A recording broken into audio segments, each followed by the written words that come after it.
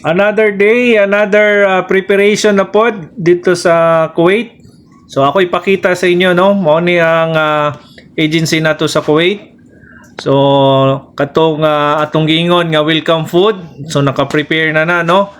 Diha nang nindot kay grabe gid ang pag-prepare nila, pag-welcome sa atuang mga Filipina nga household worker. So naay drinks, naay mga chocolates. So napay mga sa panidreo. Daghang kayong chocolates, coffee. So naida ko kayong TV para while gakaon, tanaw-tanaw og TV, no?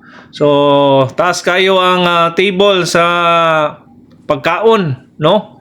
So ingon ani kanindot ang atong agency sa Kuwait. So sa mga gustong mo apply, ari na mo sa Kuwait, no? Grabe gyud katsada. Why makadaog niyaning serbisyuha. Grabe ka nindot, no? Ug ma-appreciate gyud nimo ang kanang ato ang agency.